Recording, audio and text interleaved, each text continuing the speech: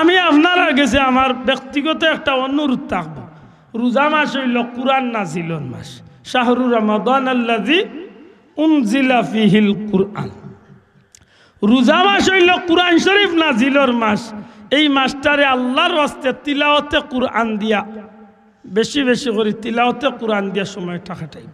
আফদালুল ইবাদাতে তিলাওয়াতুল কুরআন। রাসূল পাক সাল্লাল্লাহু আলাইহি ওয়াসাল্লাম ফরমাইন, দুনিয়ার মাঝে উত্তম ইবাদত হইল পবিত্র কুরআন শরীফের তিলাওয়াত।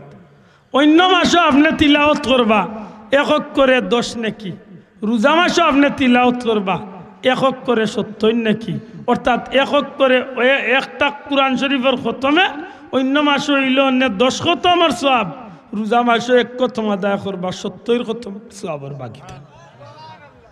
যে ভাইয়া ইনতে কুরআন শরীফ পড়া জানো, যে মা হলে কুরআন শরীফ পড়া জানো, আল্লাহর ওয়াস্তে আপনি প্রথম রমজান তনে প্রথম পয়লা রোজা তনে আপনি একটা রুটিন করুকা, মনে মনে আপনি একটা টার্গেট করুকা যে আমি পয়লা রোজা তনে আমি প্রত্যেক রোজাত এক এক দিনে আমি কমসে কম 1 পারা তিলাওয়াত করতাম।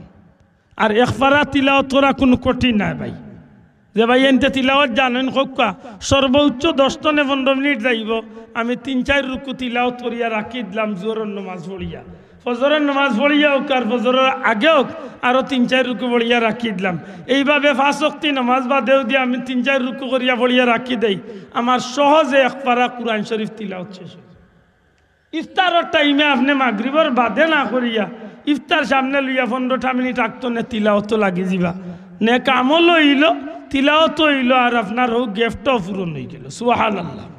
আমার কথা খেয়াল করেন সাহেব, যে সাহাবকলে কুরআন শরীফ তিলাওয়াত কুলিয়া পড়তে পারেন না, অর্থাৎ কুরআন শরীফ তিলাওয়াত করতে জানেন না, আপনারা গেছে আমার জুড়াতে অনুরোধ, নর্মালে কমসে কম 5 ওয়াক্ত নামাজের বাদে নিচে হইল 3 বার কুল হু আল্লাহ আর উপরে যতবার পারেন 20 বার দুরুদ দি ইস্তেগফার শরীফ, 40 বার দুরুদ শরীফ, অর্থাৎ আপনি টার্গেট রাখতা ডেইলি 100 বার ইস্তেগফার, 200 বার দুরুদ শরীফ, 3 বার কুল হু আল্লাহ, আল্লাহর হাওলা। যদি সম্ভব হয় একটু আপনি আরো ইবাদতি বাড়াইবা, তেরাবির নামাজে গিয়া জামাতে শরীক হইবা, 30 রোজা হোক আর 29 রোজা হোক এক লগে জামাতে শেষ করবা ইনশাআল্লাহ। তো ইমাম সাহেবর হাবিব সাহেবর পিছনে আরো 70 খতমর সওয়াবের অংশীদার আল্লাহ আপনারে আমারে বানাই।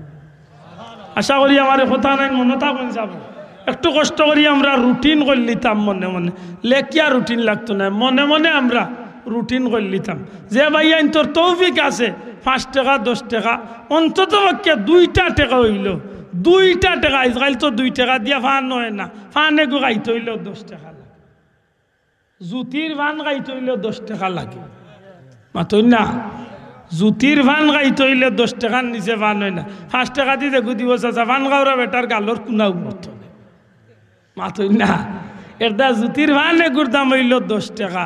আপনি মনে মনে ঠিক করিয়া রাখি দেখা, আমি 300টা টাকা 10 টাকি নোট বানাইয়া, আর নাইলে 150টা টাকা 5 টাকি নোট বানাইয়া, আর নাইলে 60টা টাকা 2 টাকি নোট বানাইয়া আমি আমার ঘরে এক ডাব্বাত রাখি দিম।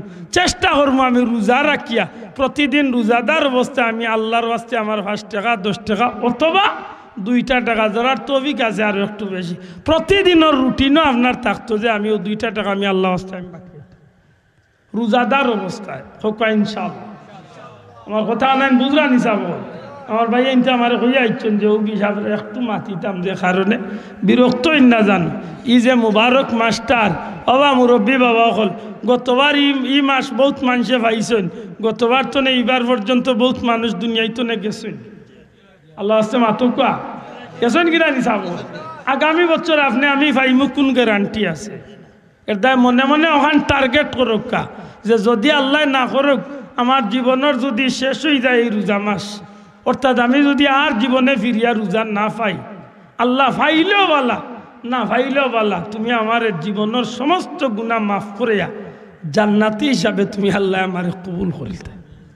আমি আল্লাহর কাছে এমনভাবে চাইতাম যাহাতে আমার চাওয়াটারে আল্লাহ পূরণ করিলে হোক আমিন। রোজার শেষ অংশের নাম হইল নাজাত।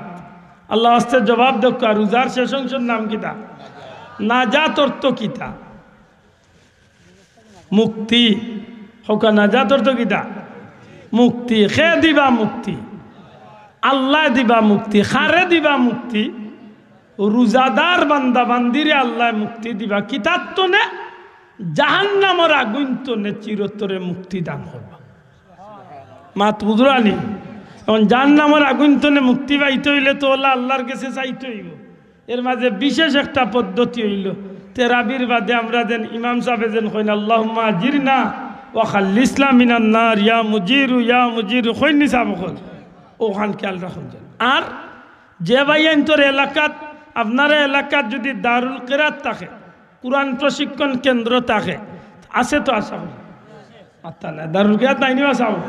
আর যদি ইনো কমও থাকে তো রবির বাজার মাদ্রাসা তো আছে, যেন আছে যে এলাকাত আছে আল্লাহর ওয়াস্তে প্রথম অনুরোধ হইল বাচ্চাইনগুন স্কুলে পড়কা মাদ্রাসাত পড়কা দারুল কিরাত বাধ্যতামূলক দিবা। এখানে বলে 22 দিন স্কুল বন্ধ, ওই যাক 22 দিন বন্ধ, 25 দিন স্কুল বন্ধ করিয়াও দি ফুয়ায় যদি ফেল মারি দেন তার মারি দেখা সারা বছর বাউলা লাগান চক্কর দিতে পারেন, এতকু কিছুই তো নাই।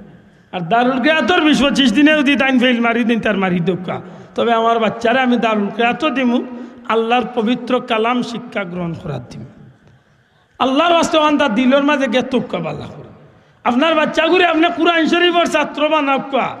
আপনি আল্লাহ না করক যদি এই দিন মারা যায় এই বিশ্বাস রাখুন জানো ই বাচ্চা যে তার তিলাওয়াত করবো শুদ্ধ সই শুদ্ধ করিয়া এর উসিলা আল্লাহ আপনারে হয়তো মাফ করিয়া জান্নাতি বানিয়ে দিলেন।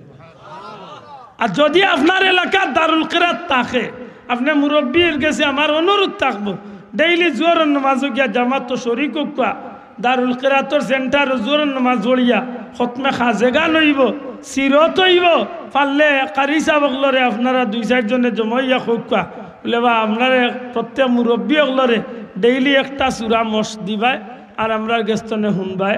আমরার উদ্দেশ্য হইল নমাজ শুদ্ধ করি পড়ার লাগি আমরা চাই আর যে 10টা সুরা অন্তত সই শুদ্ধ করতাম।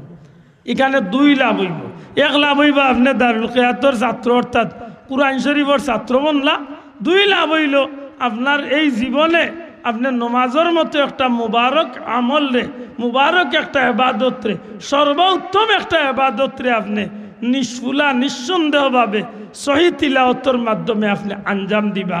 আর বাকি জীবনে আল্লাহ আপনারে এই উসিলা হয়তো মাফ করিয়া জান্নাতি সে বানাইল। আমার কথা আনাইন বুঝরানি দারুল কিরাতের গুরুত্ব দেন জানো। এমনভাবে আপনি আমি রোজা মাসটা কাটাইতাম বিশেষ করে